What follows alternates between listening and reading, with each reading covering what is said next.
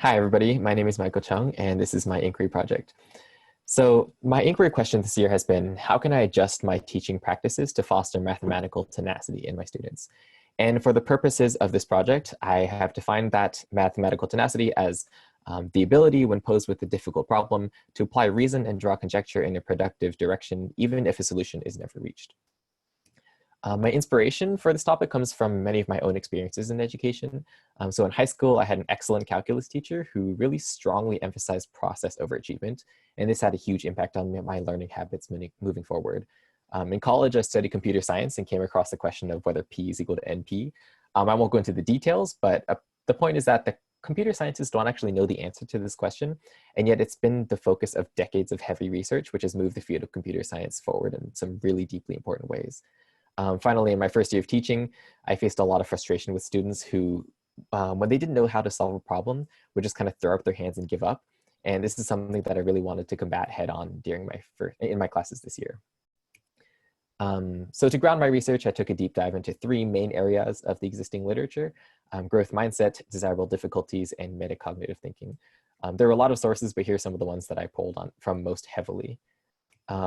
After combing through, I distilled my understandings down to kind of the following points of interest.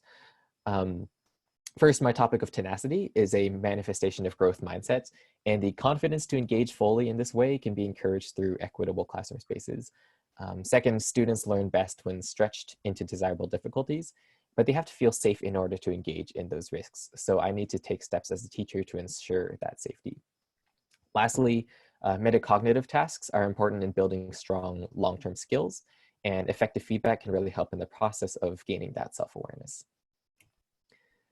My research methodologies use four main interventions. There were challenge problems, group assessments, feedback that was decoupled from grades, and then student surveys.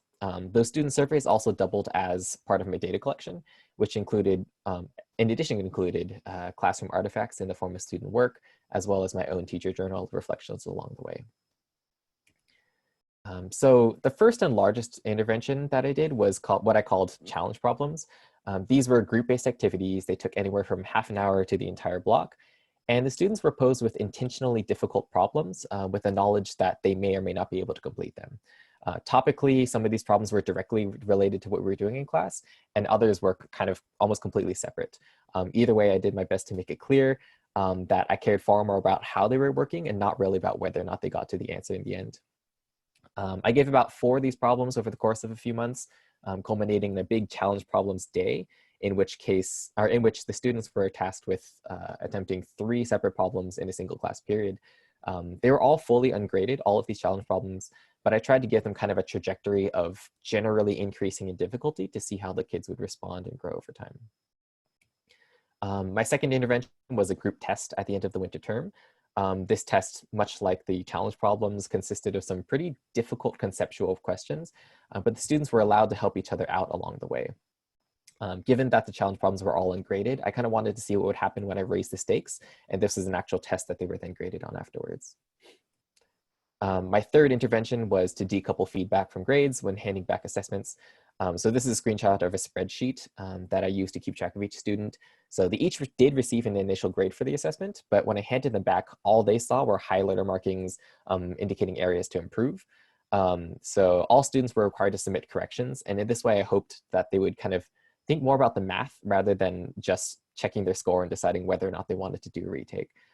So I blurred out the names here, but you can see some of the kids, I think this quiz here was out of 30. So some of them did get a full score, but even they had to go back and correct some things because there were some things I wanted them to change, but didn't necessarily want to take points off for, but even they then kind of had to re-engage with the math once again.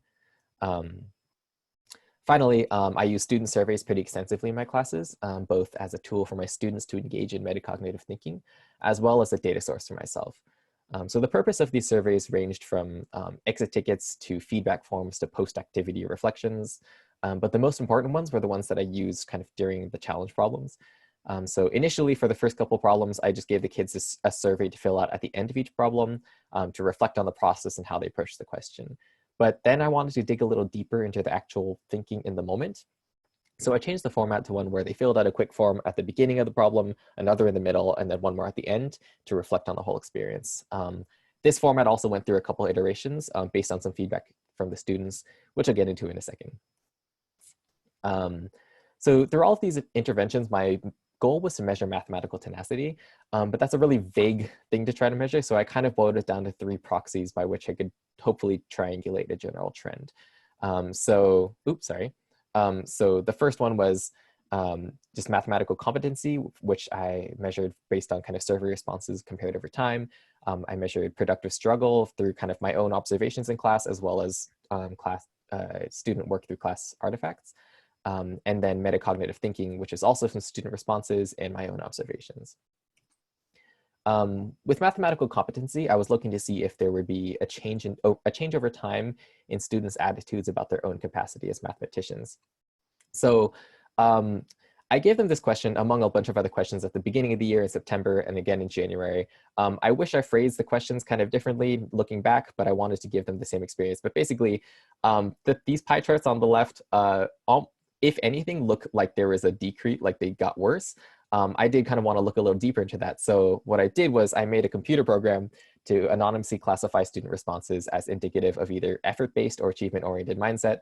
And then I asked several colleagues to run through them to receive a somewhat less personally subjective opinion on the responses. The results from that one were all also pretty inconclusive, maybe slightly leaning in the direction of a positive trend. But in the end, in this category of mathematical competency, there honestly just wasn't enough solid evidence to like really draw any concrete conclusions. But that's what I tried there. Next was productive struggle, where I looked deeply kind of into the kids' work. So I collected a lot of work over time.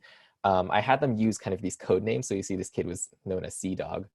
I had them use code names so that I could see progress over time, yet keep it anonymous for them. So these are 2 different ones from 2 different submissions from 2 different students on the same problem, but I just wanted to see kind of how are they working and how are they going to grow in time. Overall, I think the kids did generally get better at kind of trying to pick apart. I think the one on the right is a great example of a kid taking this problem where they had 3 cylinders wrapped with a rope and they're trying to find the length of that rope.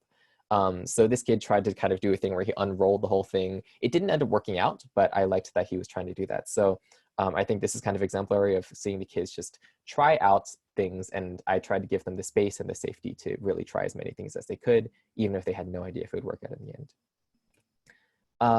There were some good responses in terms of feedback on this. The kids really enjoyed the challenge problems overall.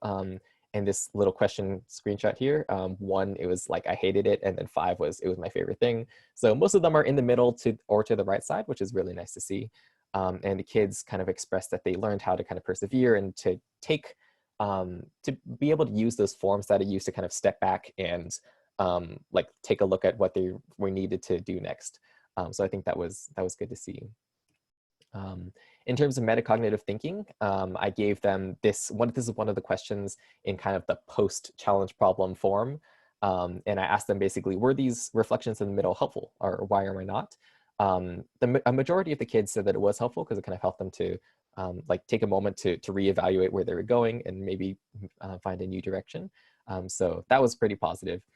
Of course, there were some negative feedback on all of these. So on the challenge problems, a couple of the kids expressed that since they did do this in groups, their groups are kind of taken over by one kid. So that was definitely something that I had to watch out for, and I'm still trying to like wrestle through to figure that out. And then on those metacognitive pauses, there were some kids who complained about how it kind of interrupted their thinking process. And that was part of me kind of trying to figure out how to do, because I wanted to stop them somewhere in the middle so I could get that mid-problem feedback on what they're thinking.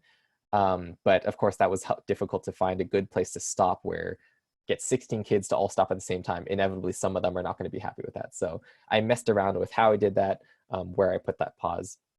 But yeah, inevitably, some kids were not that into it. My takeaways overall from all of this is basically 2 main things. In group work, I think I found that well-organized group work engages students at a lot of different entry points. But if it's unorganized, and some of mine I can't say were fully organized, it kind of enforces these group hierarchies and is definitely counterproductive. So that's something that I want to look more into.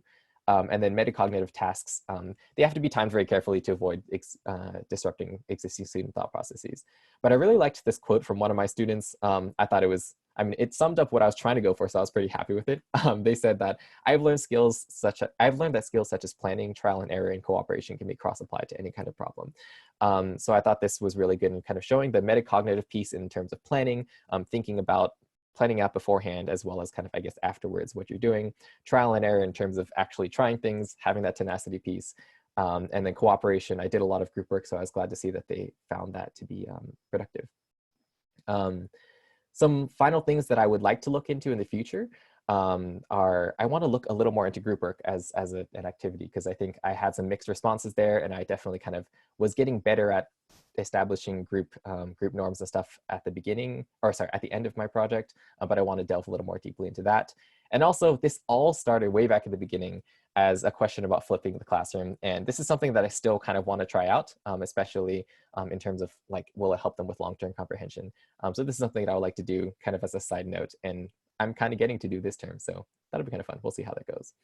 But yeah, otherwise, that's my inquiry, and thank you to these people. Thank you all.